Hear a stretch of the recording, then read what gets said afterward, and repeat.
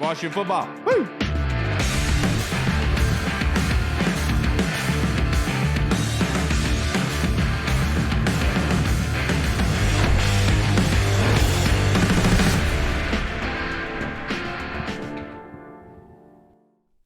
Hello, everybody, and welcome to the Burgundy Zone. I am your host, Kyle, and I am joined by my two co-hosts, Michael Hall and Michael Reed. The Burgundy Zone is part of the Frederick Podcast Network. You can find out more by going to www.listenfrederick.com, where we are rejoined by family member, brother of the podcast, Mr. Logan, Professor Paulsen. How are you doing on this beautiful, warm Monday, Logan? I'm great, man. Enjoying the weather, doing some breakdowns, watching some football. So it's a great day for me, man. Yes, and your nickname, of course, Logan, is Professor Paulsen, of course. And so what is your opinion of Carson Wentz? Obviously, Washington went and traded for Carson, and it brings a different element to this football team. So what does Carson do for this offense? How does it change schematically? And then did you like the move for Washington? Yeah, I mean, I think one of the things about Carson that immediately jumps out at you when you're watching his tape is ability just to absolutely eject the football from his hand. Like he can, throw the football kind of and hit anywhere on the field that he wants. And I think I've talked about that before on the TV or the radio or whatever, but it's something that really changes the dynamic of this offense. And I think it brings it into a version of this offense that Scott Turner wanted it to be since he came here as the OC. Like if you look at his dad and like that's the offense that he knows really well. It's a very explosive offense. It's based on the Air Coryell offense. It's designed to push the football down the field. They have a lot of kind of more concepts than I'm comfortable with off of 5 and 7 step dropbacks, which is part of, you need a quarterback who can get the ball down the field, and he hasn't had that. And so, I was having a conversation with one of my producers the other day. It's like, he doesn't really fit because this offense is so horizontally based. And I think that's more of a reflection of who's been playing the position the last couple of years. So you're going to get I think a Scott Turner who's more comfortable calling plays. I think you're going to force defenses to kind of back up, which is something that's going to really help this offense. Again, like in terms of Carson Wentz and what I think of him, obviously his physical talent is tremendous. His arm talent, the way the ball comes out of his hand, his footwork and his mechanics are pretty spot on. I think one of the things that kind of it's frustrating is I wonder about his processing at times. I wonder about like how he's seeing the defense. He can be inaccurate at times, and it's not like bad misses, but he's throwing the ball so hard that if he's even 2 feet off, it makes it almost impossible for the receiver to adjust. So he gets a lot of drops. I think that's more just showing how hard he's throwing the football. I do think he's an upgrade at the position. I think he's a good football player. I think he did a nice job in Indianapolis last year. But I do think he's a quarterback that's going to nestle somewhere between 28 and 17, 18, 19 area, And so that's not exactly like blowing anybody's socks off, but I do think he's going to change the complexion of this offense pretty dramatically and make this team much better, allow them to move the ball more freely, kind of get into that big play potential a little bit more. And when you look at big plays and how it correlates to scoring points, it's almost, in some cases for some teams, it's almost 1-to-1. So hopefully they can get a little bit more miles out of that. Washington was one of the worst teams in that category last year. So I think that adding that element to this offense is going to be extremely advantageous. Yeah, I mean, just his arm alone will really kind of challenge defenses a little bit differently than we've seen in the past. I mean, just compared to Taylor Heineke. So one position of need, of course, you are very familiar with this position. One position of need that has kind of popped up, and it's because of the way Carson Wentz has played throughout his career as tight end. Carson Wentz seems to love his tight ends. As we know, Logan Thomas is going to miss early in the season. Bates is young. Reyes isn't ready. Ricky Seals-Jones is on the Giants. So there's a lot of people want us to turn to the draft.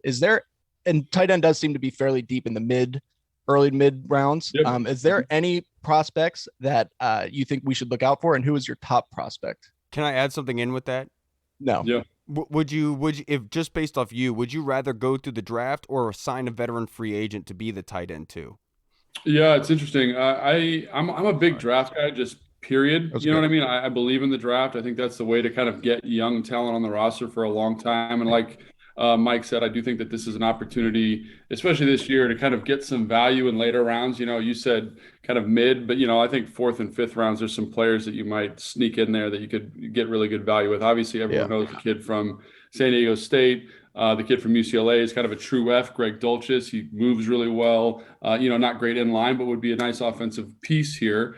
And then obviously, like I worked with Jelani Woods, a guy that I think the world of, and I think he would be an awesome find. I think you could probably get him in the 3rd, 4th round area. And that's kind of what the tight end position is, kind of a microcosm of this draft. There's all these guys, kind of after that first group of guys that everyone's talking about that are just really, really good football players that either weren't used enough or they have kind of a very specific skill set, but can play football at a high level. And I think that that's something that needs to be considered when evaluating that position specifically, right? I think obviously there's opportunity with free agency, whatever, but I think in this year's draft, and I think we're going to talk about this later, but I think if they can trade out of 11 by some miracle, trade back out of 11, that does nothing but help them. Because I think right now it's 11's a little rich for any of the positions that they would want, in terms of linebacker, in terms of, get a good guard. Get a good receiver still. Receiver even is a little rich. So get back, add some more draft capital, especially in the middle of this draft. And I think you're going to get some nice quality starters with those extra picks. Yeah, I agree. That would be definitely the dream scenario, would be to trade back, recoup some of those picks that you gave away with the Carson Wentz deal. But a guy that you were really high on, that I've been high on since they drafted him, is Antonio Gibson. I know that we both thought that he would kind of get unlocked last year and have like one of those breakout years. With them adding Carson Wentz and him having a big arm and be able to push the ball down the field, do you think that's going to make the boxes like lighter for Antonio Gibson? And do you think he'll finally be able to have that breakout year that everyone's kind of been expecting since they drafted him? Yeah, I think there was shades of that breakout the year last year. I think you see his ability as a runner. I think he's a very unique guy. We've talked about that ad nauseum on this podcast. And I do think that having a guy who can throw the football just helps you out. I think a perfect example of that is, I'm not saying this is going to be his career trajectory, but an easy example is Derrick Henry and Ryan Tannehill, right? Like just that addition kind of helped Derrick Henry, and obviously some personal growth there too. But, just totally changed the way he was playing the position and totally changed the way that teams value the position just because of the conjunction of a nice quarterback with a strong running game. So I think, in terms of people that are going to benefit from Carson Wentz, like obviously Antonio Gibson is one of them, but literally every other skill position on this roster is going to benefit. I know that sounds crazy because I mentioned his inaccuracies, his processing ability, but in terms of what he brings and the value he adds in terms of creating space offensively, it's going to be kind of night and day from last year. And I think everyone's going to have a much more productive season. Yeah, and Logan, earlier today, it got announced that the Colts traded for Matt Ryan. Obviously, they got him for a third rounder. Just got announced right now that the Falcons have now traded for Marcus Mariota, so he's going to be the quarterback down in Atlanta. Just got released just now. But Washington lost Brandon Sheriff to the Jacksonville Jaguars earlier in the week, and then go and get Andrew Norwell, somebody that Ron Rivera, John Matsko, the O-line coach, know very, very well. So what does Norwell do well, and do you think that that is somewhat of an upgrade? Yeah, it's interesting. I think it's an upgrade in the sense that he's cheaper at the position, right? I think, you get rid of Flowers. Norwell, from what I've seen, has played kind of extensively left guard. So he's going to be probably most likely replacing Flowers. And I think you get a guy who's a little stiff, not the best athlete in the world, but a guy who understands what the heck is going on in terms of where his hat's got to go, the intention of runs. He's physical. He's big. He's a big man on field, and he plays big, and he can move people that way. He's not like going to use his hips and explode into guys and move them off the spot in this dramatic way. He's going to lean on you, kind of lift you out of your position and run his feet.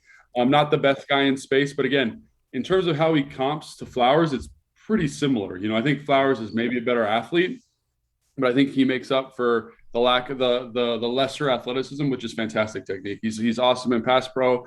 I think he does a great job fitting his hands, which is something that Flowers had a really hard time with when he was here, and I think it really hurt Gibson specifically in terms of how he was reading runs. So I think getting that guy playing just a little bit more technically sound, not giving the back a false read necessarily, is going to be really advantageous. And most importantly, he's here for 2 years at $10 million as opposed to paying Flowers $10 million for one.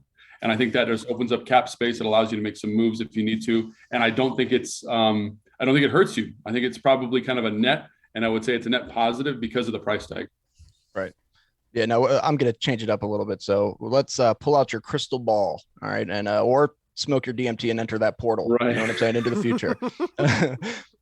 What do you think happens with Baker Mayfield now that the Colts just addressed the quarterback position with Matt Ryan? There's really not many places for him to go.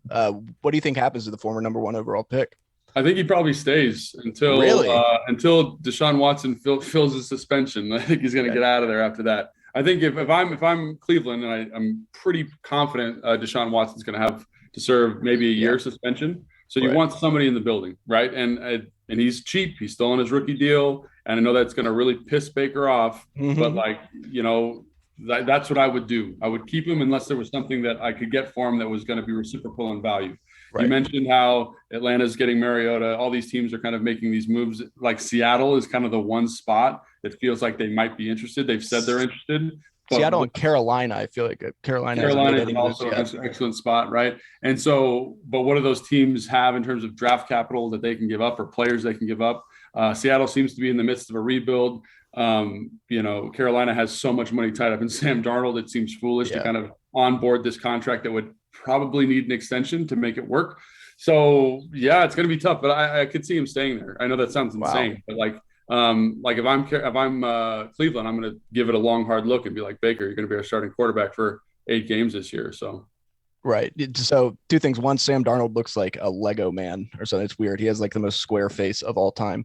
Do you think would Baker play? I know he had said that he was prepared. I think I read somewhere that he was prepared to sit out this season with the Browns. I saw that. And that's the thing you got to negotiate. I think if you're them, I think ideally you'd want him to stay, but if he's going to be kind of a turd about it, and a turd is probably a strong word. If he's going to be, Steve Smith talked about it too. Steve Smith was like, I was like that too. I was passionate. It's just I didn't cry.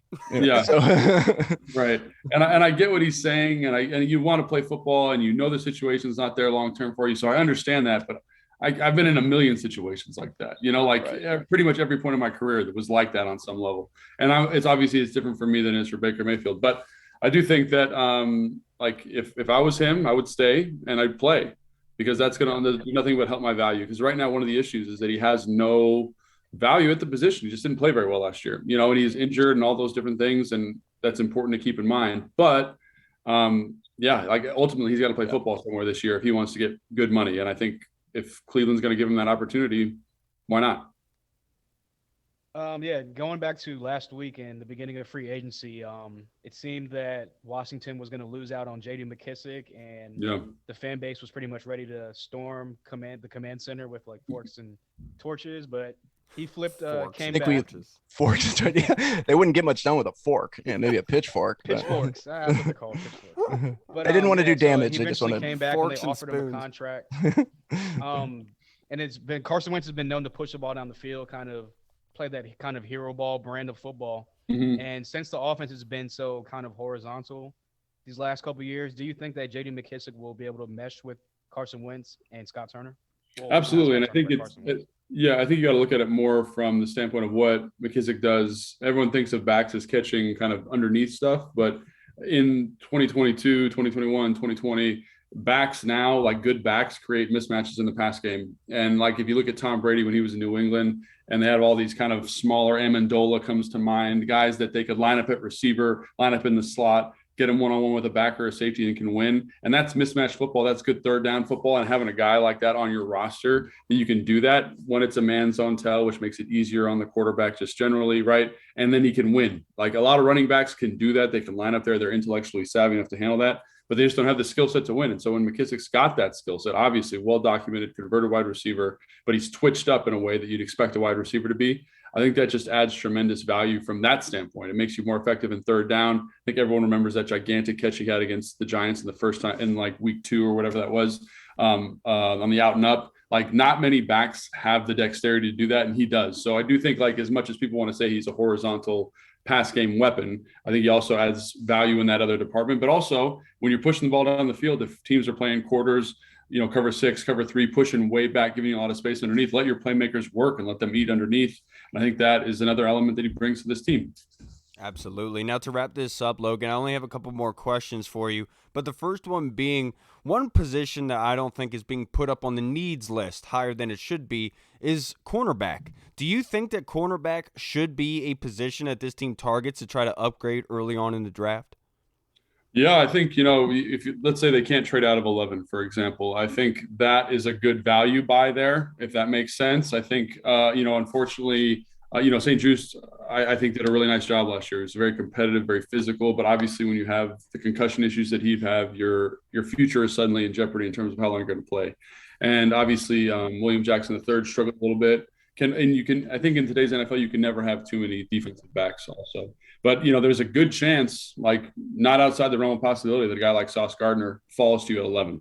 And I don't think you pass Had that to up. hop on that, right? Yeah, based on what I've seen, I think you pick them up, you add depth in that room. Somebody gets relegated to a role they're not happy with, that's fine. It's better to have good football players than not have good football players. And it's hard at 11. I think that's the thing. When you look at it, it's like, you take Devin Lloyd out of Utah. He's my favorite linebacker. He might be there. It seems a little steep. You know what I mean? It seems a little steep for a linebacker at 11. You go offensive guard. There's the kid Zion, what's his name out of Zion Johnson. Yeah, Zion Johnson out of Boston College. There's the kid out of A&M who's pretty good, but again, both seem rich at 11, right? If you need a tackle, like this is awesome. Get great value there for tackle. Receiver, even like the reason I say receiver, because there's all these great playmakers at the top, is that there's so much depth at receiver go down. So then that leads to your point, Kyle, that like DB seems nice there at 11 if there's someone there that you like, right? And like right now I prefer Sauce Gardner just because of like the character. He just seems like he's wired the right way. Football is important to him as opposed to the kid at LSU.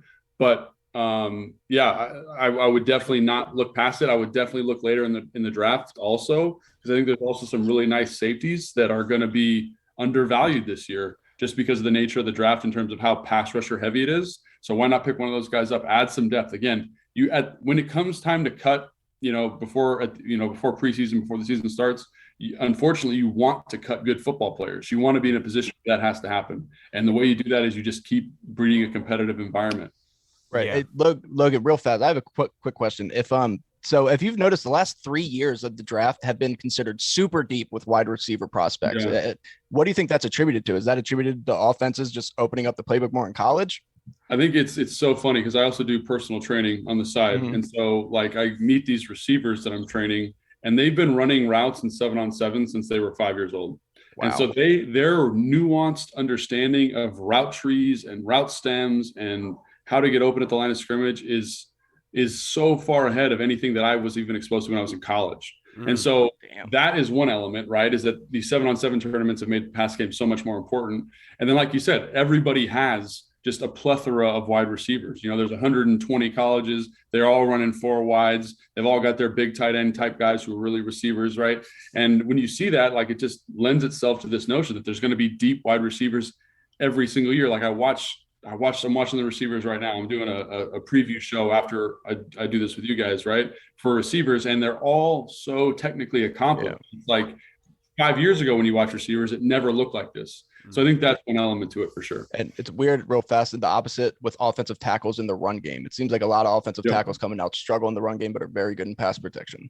And that's the way it's going, right? Is like a lot of people feel you can coach up run game a little bit better. But again, when you're dropping back all these, 60 times a game or whatever it is, 50 times a game, you get pretty prolific at being a good pass protector. So I definitely think that's an excellent observation. Yeah.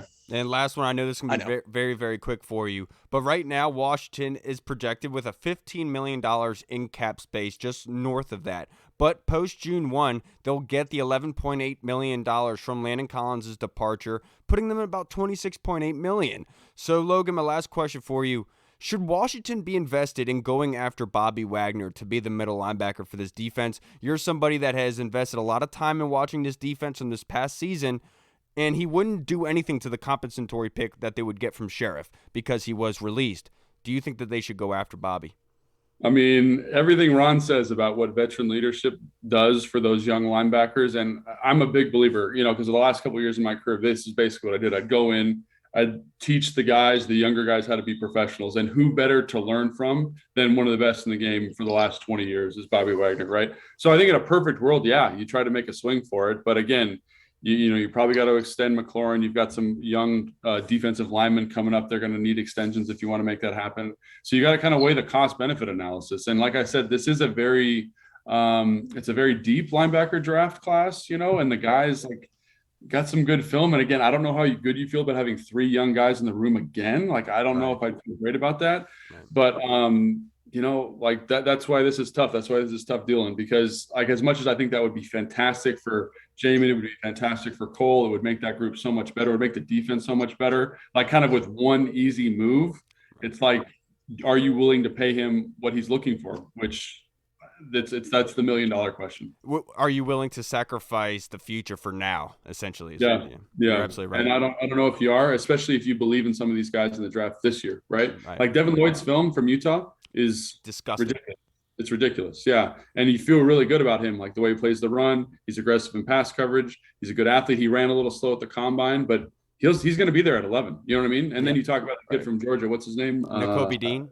Nakobe Dean. And again, not maybe the same type of tape necessarily, but in terms of leadership and understanding what's trying to get accomplished from a defensive standpoint, getting guys lined up, calling the fronts, calling the stunts, maybe that's the kind of guy. And he will be there. They both will be there at 11. You know what I mean? So maybe that's how you invest that pick this year. 2 first-round linebackers is kind of a tough pill to swallow, but hey, you know, that's the NFL for you. Yeah, that's the toughest question I've been having in my head. Would they rather go rookie or would they go vet in that position to be able to seal it up and just be done with it? But Logan, I can't thank you enough for taking the time out and joining us. You're very, very busy. You got stuff to do. And before we get out of here, guys, just want to let you know, go follow Logan, the Professor Paulsen on Instagram, Logan_Paulsen82. You could find him on there. The best film analysis on Instagram. Logan, have a good night, sir. Thank you so much. Thanks, guys. Appreciate it. Have a good day. Good luck with the OnlyFans, Logan. That's not funny. That's not funny. He plays video games. Tough in the streets, man. All right, Logan, have a good one. Oh my goodness! Good luck with the OnlyFans. You're ridiculous. The thing I was thinking about this the other day. By the way, Logan's always amazing. By the way, because I mean we're BFFs. But so the Georgia linebackers, like if you look at it, they have Nakobe Dean, Quay Walker, and what's his face, Channing Tindall. Yeah, Channing Tindall coming out. They're all supposed to be like top 3-round picks. Yep. Them and Lewis Cine are so hard to evaluate because they have Jordan Davis, Andrew Wyatt in front of them. You know they weren't being touched. So are these guys being overvalued? But they're all athletic as hell and all bring something unique to the table. So it's going to be interesting to see what happens with those guys. Yeah, and the one guy is Chad Muma, who I did the breakdown on. And I think that he is a guy that reminds me a lot of Logan Wilson from Wyoming, who came out a couple years ago. He's that kind of plug-and-play guy you could put right in there. Yeah, he does have some deficiencies in the pass game. But he's just nice and solid. Yeah, and it's like one of those guys, if you want to clean up your run game right away, this is the kind of guy that you draft, but you are missing out on that possible like veteran leadership. Like, are you sure that Chad Muma could come in and command Chase Young and Montez Sweat into what to do? You know what I mean? Command? You know who Muma kind of reminds me of, like, just as far as like on the field? He reminds me of like a younger, like more athletic John Bostic, pretty much. Like just great run guy, run stopper, but the pass game, you're just kind of like, yeah. He does have some good positives in the passing. I've seen him keep up with some running backs, but he doesn't have that elite athleticism, I guess is what you're trying to say. Pretty much you're saying he's white. Hear that, Bostic? You gonna take that? That's messed up, man. Don't say that about Bostic. But let's go to our first questions because we're already talking about the linebacker spot. So, Reed, I'll go to you first. This is from our guy Jeff Miles in the Discord chat server. He says, I'm worried about our lack of urgency to help the linebacker position. What are your thoughts on that? So obviously, I think what Logan said is true. Do you really want to have 3 young players at linebacker? But I do think that this is a good draft, or if you wanted to go get one, you can get one after the first round and still get a quality guy. But so the Bobby Wagner thing, what I was reading from somebody, a Seattle fan, was talking about, he's pretty sure Bobby Wagner's waiting until after the draft to sign with somebody. That way he can see kind of where teams fall and he can pick and choose what contender he can go to so he can win another Super Bowl. And that makes sense. I would too. So does he want to sign with us? I mean, are we viewed like that around the league? I don't know, but I think we should definitely try to make a push for him or one of these guys, honestly, but especially Bobby Wagner. Yeah, I'm not like the urgency about it. Like, I don't think that they're being lax with. I think they know what they have in the middle linebacker group. I also feel like they're confident into what they can do there. And look, we can make jokes about this past season with Jamin, but I don't think you could really blame the coaching staff for it. That being said, I see what they're doing. They're very patient. They're very different from the fan base where when I saw Jordan Hicks got released, I'm saying, go. Mm-hmm. But the fact is that like a guy like that won't go against the comp pick for Sheriff because he got released. Yeah. So if a guy were to just walk away from his team in free agency, you wouldn't get that comp pick for Sheriff if you were to sign him. So we have to understand that there are nuances, there's politics to this, there's repercussions from it. And so I understand why they're being lax with it. And And obviously there's other people. If there a guy is good enough like Bobby Wagner, there's going to be other teams vying for his services. It's going to cost a pretty penny, and you can't just go off on a whim like Dan Snyder would and go get these guys you want to get. Just be patient with it, and if the chips fall where they may, then go pull the trigger. But I don't think I'm not panicking. Right, real fast. You'll still get that compensatory pick. It'll just be like a 5th rounder now, right? If you sign him, if he was released. Yep, you're absolutely right. Yeah.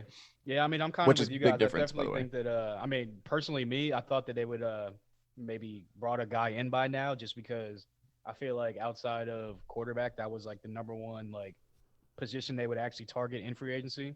Obviously, they've made some other moves. They brought some of their guys back. And I think also the Carson Wentz thing has a lot to do with it, because, you know, it was kind of like they were going down that path of like, all right, we got our direction mapped out. Okay, skirt Carson Wentz. Oh, we got to skirt back the cap space. Like, so I definitely think they're talking to guys. And like you said, Kyle, if you're a guy like, say, Alexander Johnson from Denver, who's a pretty solid like middle linebacker, inside linebacker, he's probably going to have other teams like calling his agent, kind of negotiating. So his agent's kind of maybe playing like different deals against each other, seeing what the best option is. So at the end of the day, we under Ron Rivera, we've been kind of 2nd, 3rd, 4th wave free agency team anyway. So I mean, and you have the draft like we just talked about, where it's a pretty deep draft for inside linebacker. So I just think they're exploring every avenue, and if they don't have anyone signed, maybe by like mid-April, I think definitely then you can expect them to be drafting a guy and going 3 deep as far as young guys in the room. Yeah, dude, I want to fanboy over Logan so bad, but I don't want to make Reed jealous, just because I saw the same thing out of Devin Lloyd as he did. And like, I know I loved Nakobe Dean first off, but when I watched Devin Lloyd's film, I was like, oh my goodness, this guy is electric. I see exactly what Logan's seeing. If you want to fan over him, you can subscribe for only $10.99 a month. He's got all the good. It's such a good bit. Now, the next question to the Discord chat server, thank you, Jeff, is from our guy and constant contributor, Mr. Tony Shivers. Say the Commanders do trade back, Hall. Who are some prospects you have on your eye on for later in the first round? Yeah, I mean, I've been pretty consistent that I wanted them to get a receiver at 11, but say they trade back, you can definitely get a guy, another quality receiver, maybe a Garrett Wilson if he's still there, depending on how far you trade back. But yeah, Garrett Wilson. You could definitely get a linebacker like Devin Lloyd, who's definitely can be possibly a game changer for this defense. Yeah, I mean, I know everyone's kind of low on Derek Stingley right now, but obviously that's what you pay the scouts for, and you pay the people to do their jobs for. So if you're high on Derek Stingley and you think that's your guy, you can get him depending on how far you trade back. But definitely trading back definitely opens up a lot more avenues as far as like where they can go position-wise to kind of fill their needs. Yeah, you're 100% right. One player that comes to mind is Desmond Ridder, trading back in the first round, depending on how far back it is. The reason being is I would love to be able to sit in that second round for Desmond Ridder, but the fact being is that 5th-year option on the rookie contract is so enticing, just in case to have in the future, given what the cap issues we are already currently dealing with. Imagine what it's going to be like in 5 years once Terry's inked up, Chase is inked up, same with Montez Sweat, and these other guys and Deron Payne. So obviously that's going to be an issue. So I would much rather go with like a Desmond Ridder in that back into the first round, then use that second rounder to really start iron out these other positions. That being said, if you look at wide receiver, that makes Jameson Williams, who's schematically fits this offense with Carson Wentz at the helm perfectly. Just being a deep field threat. He is such a great route runner deep downfield, a contested catch king, and also he creates separation. But these other guys as well, Treylon Burks from Arkansas, Cam Curl's boy. That's a much better spot for Treylon Burks based on what the scouts and everybody is saying. And so that would make a lot of sense. It would open up a lot of things for Washington. It's almost like Washington picked the wrong year to be right outside the top 10. If this was last year, it would make a whole lot of sense if they were sitting at 19, right? Because things would probably fall into place a little bit more for them. It'd be more acceptable for them to go draft a Treylon Burks or Jameson at 19. You know what I mean? Right. So it's very funny how that's breaking down. But I wouldn't be mad if they went wide receiver or quarterback. Yeah, I mean, and another person, I'll throw another receiver out there real fast. You see differing reports on somebody like Drake London. I've seen Drake London in mocks go as high as number 2. I've seen him go as low as 27, 28. So it really depends. But let's say you trade back to the very, very end of the first round. You need a safety. What about somebody like Jaquan Brisker out of Penn State? Jaquan Brisker can do everything. You can play him in the old Landon Collins role if you want, because he's physical, he's smart, he can play the run game well, or you can drop him back as a deep free safety and let that guy just really play. I mean, look at his coverage grades this past season, according to PFF. I mean, the guy was unreal. I know he tested a little bit slower than people would have liked at the combine, but it's not that big of a deal if you really think about like 0.001 seconds slower. Like the guy can play. The guy's a baller. So yeah. I would, depending on where you trade back to. Yeah, and I know a lot of people are going to say, obviously, Jameson Williams coming off that ACL. This team probably can't mortgage another first-round pick that doesn't produce in their first year. I've heard people say that ACL injuries typically takes 2 years. The first year is you rehabbing to get back to playing shape, and then that next year is when you put extra torque, extra work on the other muscles in your body to kind of supplement what your ACL is lacking during that time, and so that extra year allows for your body to get balanced again. And I completely understand why people wouldn't want Jameson Williams there, but when you look at the averages of per catch from these wide receiver class, Jameson Williams blows the door off everybody else. I think the next highest up was 16 yards per catch. Jameson Williams is sitting at 19.6. And you're looking at Carson Wentz, who doesn't like to hit short. He more likes the hero ball going downfield. Jameson Williams is the perfect prospect for that kind of quarterback. And that's the reason why I'm just saying that schematic-wise. You talking about the ACL, talking about 2 years, really just makes hit me in the chest, because I was like, damn, Chase Young. At that point, he'll be in the 4th year of his contract. And damn it. So let's hope he is a freak, like everybody said, like Adrian Peterson. You know what I'm saying? Yeah, I'm sorry to kind of. No, it's cool. Just ruin my day, Kyle. Right, that's my week. Take away your buzz, a buzz killer over here. But Reed, let's keep it with you. Sergio Martin in the Discord Always chat server has a question for us. Who do you think would improve his role/impact next season from last draft? What do you mean? So somebody who we drafted who's going to have a bigger role? Yes. So I think I'll do better this year. Okay, so I'm going to pull him out. Logan Paulsen's boy, the person Logan Paulsen told us when he was picked, John Bates. John Bates, obviously, if you look at it, just the numbers line up. I mean, Logan Thomas will probably miss the beginning of the season, depending on who we draft, whatever. John Bates is going to be on the field a good amount, and he's a good all-around tight end. You saw flashes of him in the passing game last year. He played very well. I think he exceeded expectations that a lot of fans had for him, and shout out to Logan. Shout out to your family for calling that. And I just think that he's somebody that you are going to get more from, and I think he should only continue to get better. And wouldn't that be something if he ended up being fantastic? And then, if you draft somebody where Logan Thomas ends up coming back and being the same, then you got the 2 tight ends that are very good. Love that for us. Love that for you, Carson. Love it. Love it. No, I know the easy one, and I wholeheartedly believe and I am confident in Jamin Davis coming back and having a monster year next year. He looked like a different player at the end of the season, but I know that's the easy pick. So I'm going to go with Benjamin St-Juste. Just given with what this division brings and having another year under Chris Harris, hopefully the concussion issues do not reap around again and we can finally move on and he could progress as a professional. I think that he'll get a lot of usage in the slot or on the outside and really help this football team, because I think Benjamin St-Juste is one of those players that was forgotten about, that's very, very talented and was highly regarded by the staff going through the Senior Bowl. They got to see a lot of him and he can produce. I would just like to see him on the field more. So if he is on the field more, I think that he's going to have a stellar year. Yeah, I will go, I guess I want to say De'Ami Brown. I have my reservations about it, but I do think that De'Ami Brown will kind of take that. Love that. Yeah, absolutely. And your mic went out, Hall. It's good for once an episode. It's gonna happen. It's every episode, brother. It happens at least once. Is it back yet? De'Ami Brown, talk. No, not back yet. Okay. Now let's move on. Every time. There you go. Here you're back. Tell me about De'Ami Brown. No, I was going to say, I want to say De'Ami Brown. I definitely think that I'm not going to say come out and jump out there and say he's going to be a 50, 60, 70 catch guy next year. But I definitely think that we're going to get out of him this year what we expected him out of this year or this past year, his rookie year, where he's going to be that guy that's maybe 20, 30 catches, but he'll average 15, 20 yards a catch because he's going to be that downfield threat. Obviously, we already talked about it millions of times. Carson likes to push the ball down the field. So I definitely think that the biggest benefactor could be De'Ami Brown. Yeah, Carson's a perfect quarterback for him. He really is. You're absolutely right about that. Now, I know. Our next question is from the Colonel. Now, I want to give some context to this. He told me that he thought that we were kind of bullish on Carson Wentz, so this first question was going to be based off of that. So, Hall, I'll go to you with this one first. It's a lengthy question, so just bear with me. All things considered, I don't hate what's happened in the past 7 days. We swung for the fences a second year in a row for an elite quarterback, and we missed. However, we've got a new quarterback with a high ceiling but questionable character that Ron Rivera vouches for. To a man, you have all expressed your utmost admiration for Ron's character. Should we be anything but excited for the potential that Carson Wentz provides us with that big arm and receivers like Diami Brown, Curtis Samuel, and Cam Sims? Notice I purposely let Terry off the list. Terry does not need Carson Wentz's arm strength to show his prowess.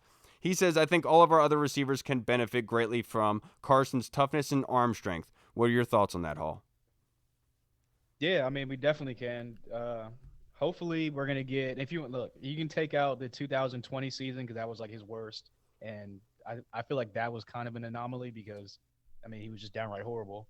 And you can take out the 2017 almost MVP year, but then you still in between that you got the 2019 year where obviously that towards the end of the season he just completely broke our backs with a guy named Greg Ward that didn't even play receiver in college. He was a quarterback. I think he had no receiver was over 500 yards that season. But he still threw for like over 3,000 or 4,000 yards. He threw for over 4,000. Something ridiculous. For 2018, he did. I definitely think that Frank Wright vouches for him. All the Colts captains that came out and vouched for him. Just he's a high character guy. He was great in the locker room. He was a good leader on the field. So I definitely think that and there's not really been anonymous players coming out from the Indianapolis saying like anything contradictory what the captains were saying. So I definitely think that I definitely think we should be hopeful that we can get somewhere between that 2019, 2017 or 2021 season. And I definitely think that he can get us over the hump to get us that 10-11 win team and get into the playoffs and hopefully win a game. You're absolutely right, Colonel. We do have a lot of admiration for Coach Rivera and how he sees the game of football, and I wholeheartedly am confident in building his team that he can build a winner here. So you're right. Should we be anything but excited? No, I don't think so, especially given the fact that his former coach came out in respect for him, and also the former players came out in respect for him, and basically going against the rumors that he was a poor leader. And obviously he's a young kid. Obviously you put any of us at 25, 24 years old into that situation, we're probably going to rub some people the wrong way. But to your point, if Ron Rivera is vouching for him, that should be enough. And I just want to I know I was excited about Ryan Fitzpatrick last offseason, but everybody was. But I have to give you context as to why. Is because in January I was telling everyone you should be looking that this coaching staff is going to sign a veteran quarterback. They're going to keep Taylor Heineke, and they're not going to trade it for a quarterback. It got everyone yelling at me. And so when they signed Ryan Fitzpatrick, I was like, yes, see, I told you that was what's going to happen. They're not going to trade up for one.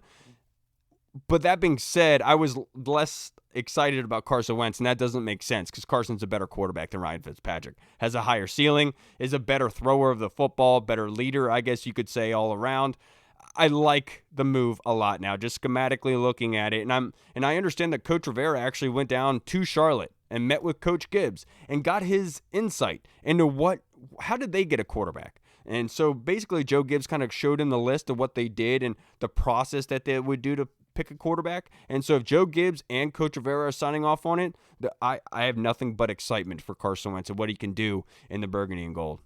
Yeah, and I mean, shout out to John Kahn, by the way. That article was so revealing, and I think it was really important to us trusting this decision a lot more. I mean, so when it happened, I remember a few weeks before that, I had said among Mitch Trubisky and all Mitch Trubisky, Jimmy Garoppolo, some of these lower tier guys, and Carson Wentz, who would you want? And I had said Carson Wentz was one of the ones that I wanted, and of course, then you hear the news that he's traded for, and after trying to get Russell Wilson, Aaron Rodgers, and Deshaun Watson, your heart sinks, and you're like, damn.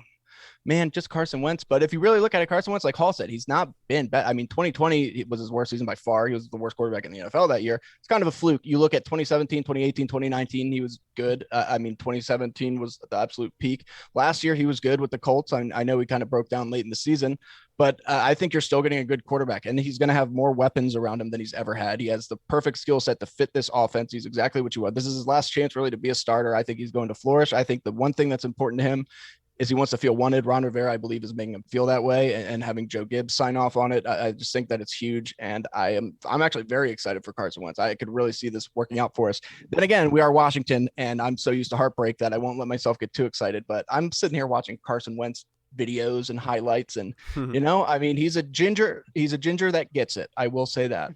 Yeah, the one thing about Carson on a human level, I can understand why Ron Rivera would make this move, given the fact that he's a former, obviously, top 5 pick, highly regarded, had an MVP type season, has that kind of pedestal, has that ceiling, and he's been kind of beaten up through the media and been piled on a little bit. So he's looking for his revenge tour. He's got a little chip on his shoulder, and with that kind of talent, added with a team that is desperate for a quarterback, that could be a recipe for success. So I wholeheartedly understand why Ron Rivera and company went after Carson Wentz. Things are starting to make sense and line up.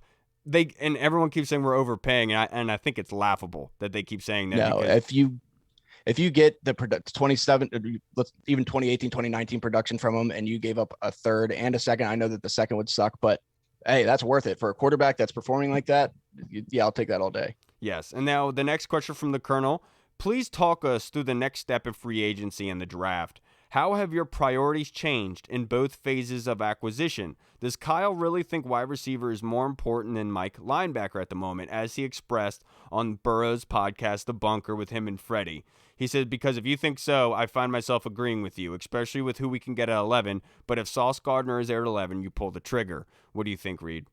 I completely agree with you, Colonel. 100%. I do think that wide receiver, just look, our defense has proven that they have how good they can be. And I know that you can get a linebacker, but surrounding Carson Wentz, surrounding what your franchise is invested in at the most important position in all of sports, giving him the best scenario to succeed, I think is so much more important. And then if Curtis Samuel's healthy, awesome. Now you got 3 fantastic receivers that will really help him out. And where do we go from here? I mean, that's up to the coaching. That's going to be hard. I do think we're not going to see any big name people signed. I do think that they planned for this. I mean, they knew no matter what quarterback they got, it was going to take a big chunk of the cap. So it's going to be interesting to see what they do.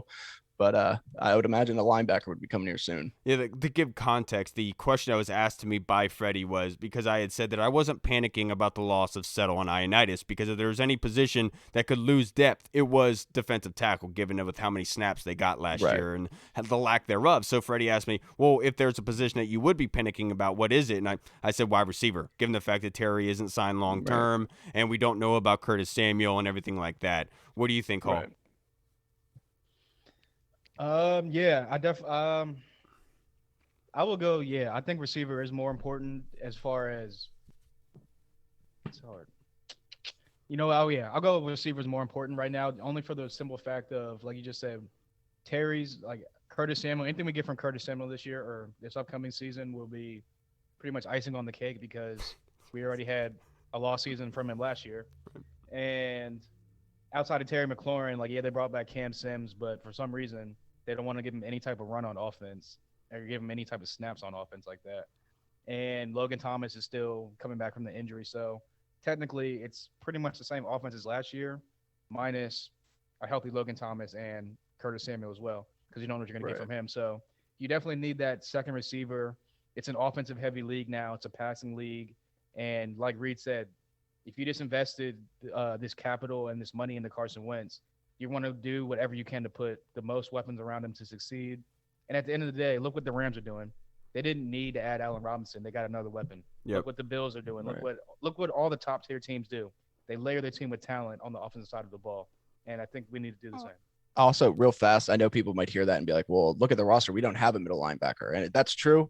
But I mean, how often, and that is a need, but how often do you have 3 linebackers on the field anyway, this day and age in the NFL? I mean, you're going to have Cole Holcomb and Jamin Davis on there usually. And having only one real threat at wide receiver is almost even more detrimental, because then you're focused on getting him the ball. Defenses can kind of just cue in on that. And then what do you do? So you need another threat there at wide receiver for sure. And one of the reasons I said on Burrow's podcast, I'm not going to reiterate myself and repeat myself, but essentially what I said was this offense really has struggled to put up an average more than 20 points a game going back to the past 3 or 4 seasons. And so adding talent to that wide receiver core is really going to elevate those points, because the defense needs it. The defense in the past, it almost like they were playing like no mistake football. As soon as they made a mistake and gave up a touchdown, it was like the game was over, because the offense wasn't going to be able to put up points to compete. And so that's why I want to add more talent around so they can transition into more points. And obviously losing 2 defensive tackles hurts. I mean, they were key parts of this rotation. Now you went from one of the deepest positions in the NFL to that getting a backup is now a need. But And now our next question is from Twitter. And the first one is from our guy, Andy Burrows in the UK. Oi. Oi. If you guys could make one Australian. change to the draft process, what would it be and why, Hall? Just like the overall draft process, or Yeah. I would speed it up, man. Damn, Right. draft takes like 5 hours. It's annoying sometimes, but yeah, that's pretty much all I would do. Like, I would make it not like a 5 hour event and like a 2.5, 3 hour event, but. No, for me, Andy, it's moving the first round to Friday night, having the second and third round on Saturday night, and then having the later rounds, third round to 7 on Sunday. This Thursday night start absolutely kills me because I got work the next day. I'm trying to stay up and watch the draft, guys. So if I'm going to do it, it's going to be a weekend thing. Make sure the draft takes up the entire weekend and not like Thursday night going. That's the one thing I would change. Right.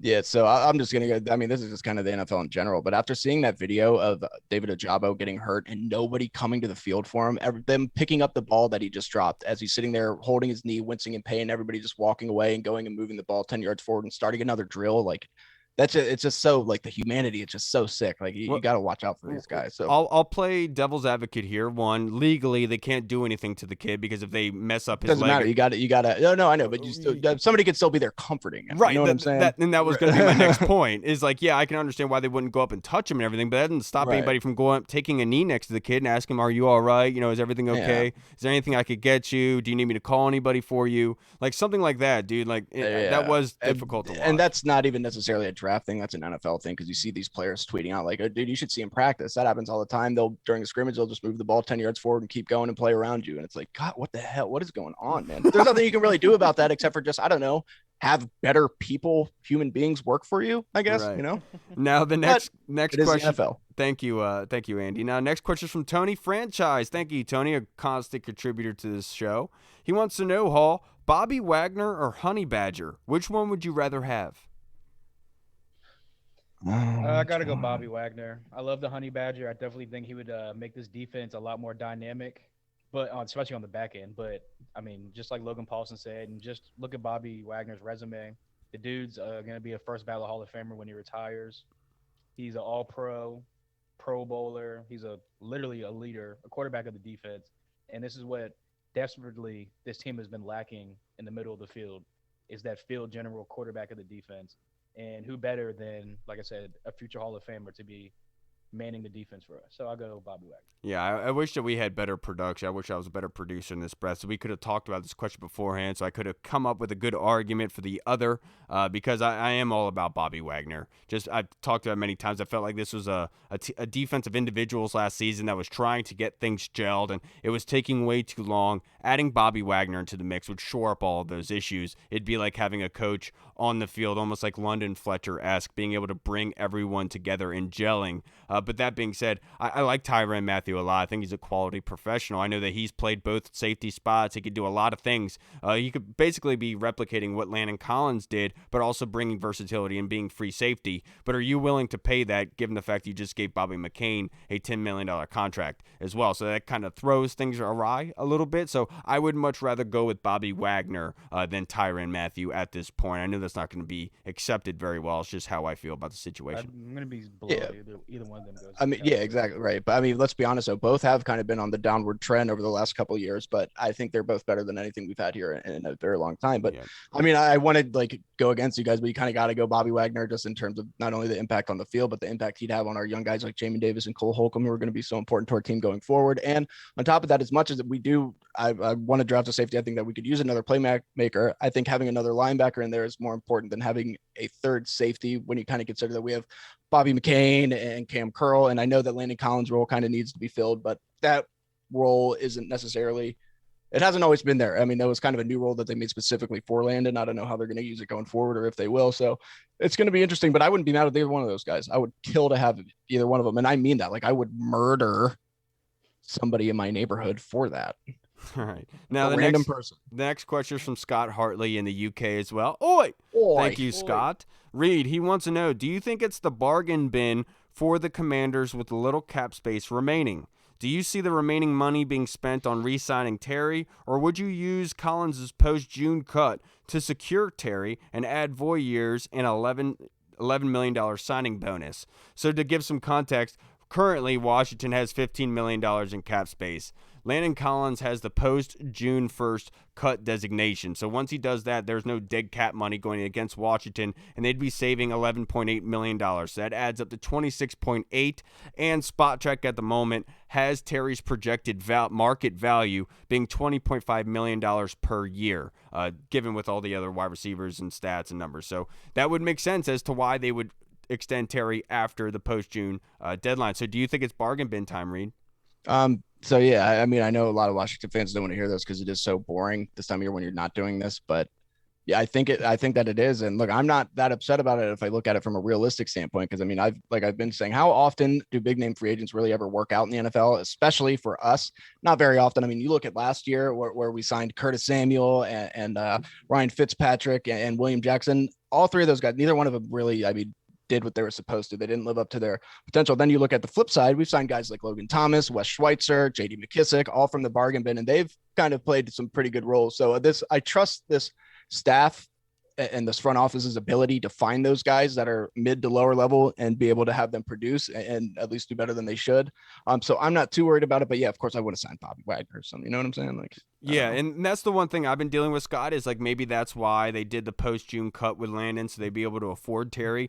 But I think also signing the draft class will have a lot to do with that. And that's only $6 million. So right now that they're in good money right now, but the fact is, even still if got to sign people, if you were to extend Terry, you don't have to have that $20 million price tag coming this year. You can extend the contract to what he currently has, so he could still be playing on that rookie number this season, and then next season is when his actual $20 million APY actually comes into fruition.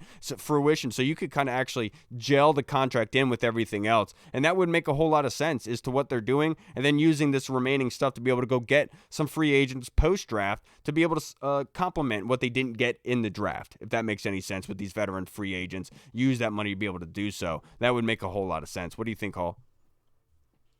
Yeah, I'm pretty much with you. I definitely think that obviously Bobby Wagner would be the dream scenario, and you then somehow. Am I frozen?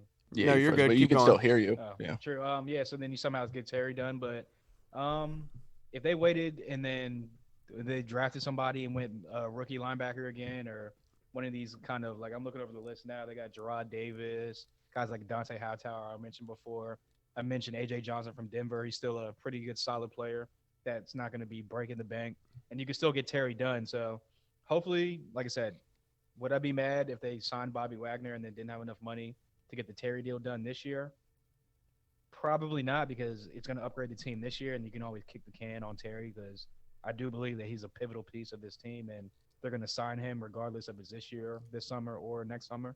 But yeah, my 1B priority would be to definitely get Terry done. Not only for Terry's sake, but I definitely think that it would give a little good faith from the fans to the organization to be like, okay, at least they're kind of listening to us, because everyone wanted to like Terry to be here, and everyone's kind of just assuming that Terry's going to be gone because they just assume Washington messes everything up. So, and we don't have the quarterback position actually like locked down. And they have to re-sign Payne too, so they got other people to worry about. They'll but get I them definitely both think done, that he's a priority, especially and, Terry. Yeah, it'll get done, whether it's this year or next year. Yeah, and then Washington also has an option of converting some of Wentz's salary to a signing bonus, and that would save about $10 million in cap on top of everything else. And so I think that that's obviously a shoe-in for Washington to be able to explore that option and converting his salary to a signing bonus. I'm not sure how all those logistics work, but I love the sound of that. Now, the next question, I'm going to go to you, Hall. This is from our guy, Tim Towner. He wants to know, should we go in the draft defensive line at 239, which is the 7th round, or at pick 11? I'll say I'll split the difference. I'll say somewhere in those middle rounds, maybe 4 or 5. I would get a defensive lineman. Obviously, with Cam Curl, guys like that. Smith Williams. Yeah. Yeah. James Smith Williams. Yeah. James Smith Williams. Yeah. Those are 7th round guys, and obviously Cam Curl is an upcoming superstar. Smith Williams is a pretty good rotational piece of the DN. So they've had success hitting in the 7th round. So I wouldn't be opposed to it, but I would definitely, like I said, split the middle, maybe 4th or 5th round, get a guy like for a rotational depth piece. Yeah, and I understand what you're saying, Tim, because the talent in the top end of that first round is astronomical, right? And obviously losing Settle and Ioannidis, you have some lacking of depth there, right? But the fact being is, if you were to draft a defensive tackle that high, that would essentially mean that Daron Payne's not being extended, right? Because you're replacing Daron Payne. So what happens with Daron Payne? Are you going to trade him? Are you going to be able to get assets in return for him? Is somebody going to be willing to want him?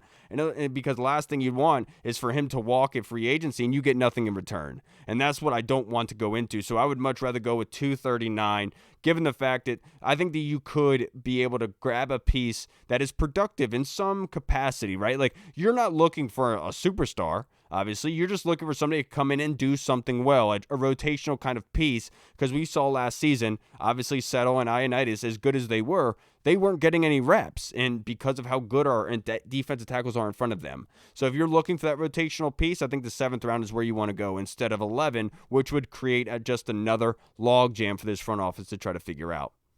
Yeah. And I mean, if you really look at the 7th round, there are some defensive tackles that really do offer some things that could be interesting, and they would be perfect to learn behind Daron Payne and Jonathan Allen. I mean, you look at Kalia Davis from UCF. He's somebody who's athletic. He just needs kind of a little push, but he's talented. Jordan Jackson from Air Force is another person, perfect size. He had a crazy amount of pressures this year for an interior rusher. And I mean, Thomas Booker from Stanford. If you look at his size and his weight and his RAS score, I mean, his RAS score is crazy. And I mean, he's somebody else. He just kind of needs to be molded. So there's some talent that you can get there. Some guys who haven't figured it out that can kind of learn in this role and then kind of get some playing time and then eventually become a key contributor. So I think 7th round all day. Yeah, let's keep it with you, Reed, for our favorite questionnaire, Commander OC Orange Crush 92.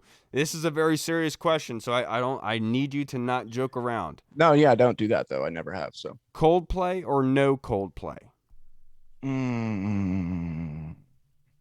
know what? I'm gonna go with Coldplay. I look, and I know that they make a lot of people mad. Coldplay's got some songs, you know, that whether you want to admit it or not, you like some Coldplay songs. Yeah, you know what I'm saying? Oh yeah.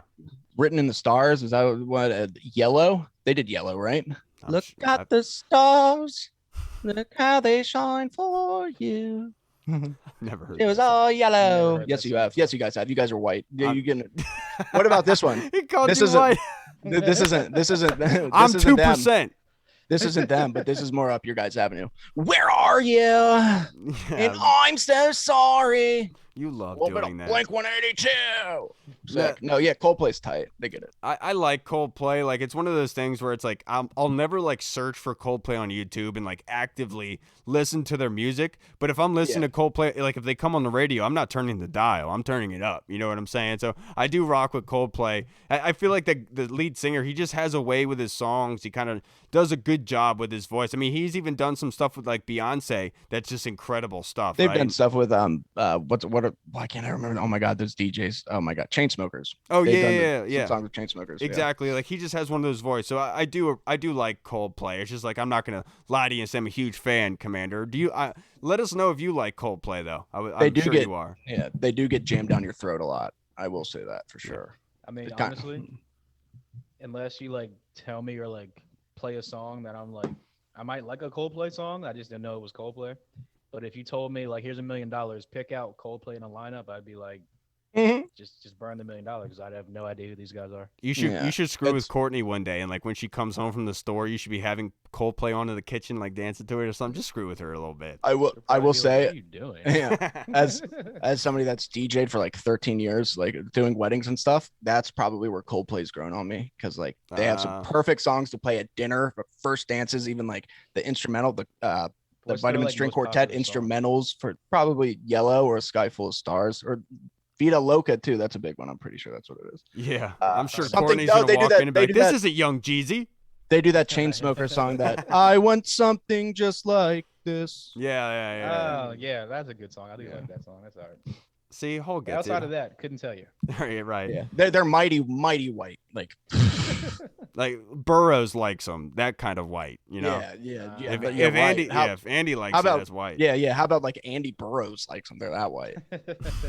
All right, everybody. Thank you so much for tuning into this episode. Thank you to Logan to come on here, Professor Paulsen, to be able to give us some of his intellect into these signings, because we've all have a bunch of questions. But I want to hear from you guys. What do you think that Washington should do? Do you think that they should go defensive line at 11, or wait till the 7th round at 239, or go with Hall? Split the difference and go in the middle, the 4th or 5th round. What do you think Washington should do in that breath? And then these other spots. Who do you like at 11? Should we trade back? And what teams do you think that would trade back with us? We want to hear from you guys. All right, everybody. I'm Kyle. I'm going to go brush up on my Coldplay and then get back to you guys next week. I'm home. Oh no, guys. Logan just texted me and said that his AC is broken. Thank God he now has OnlyFans. The only place where you can find Logan Paulsen for... That was bad, dude. You struggled with that one. All right, everybody. We'll see you on Friday. Be safe. I Have thought a good his AC week. was really broken. I was just like, oh, damn. It was fantastic. And if you guys... fans in his house. If you guys want to submit questions... Because just fans comment. make you cool. If you want to submit questions for a shout out on the show, either hit us up on Twitter in our Discord chat server. You can search for us at the Burgundy Zone, or you can just comment on this video now, and we'll save it for next week. All right, everybody. We'll see you then. Washington football. You interrupted me, bro. Oops. You had an oops. Washington football. Woo! We'll learn. Hey, what's up, everybody? It's Kyle. I just wanted to say thank you so much for watching. And if you liked what you saw, make sure you hit the subscribe button and the notification bell. That way you get notified when anything new is uploaded to the channel. Also, we just launched theburgundyzone.com. You can go there and find all of our latest news, articles, and the latest episodes that are uploaded. Again, we also have the Discord chat server, where all of our VIP folks are in, like Andy Burrows, Scott Hartley, Sergio Martin is in there as well. Don't miss out on the Discord chat server. Go and check that out. Until next time, everybody, Washington football. Woo!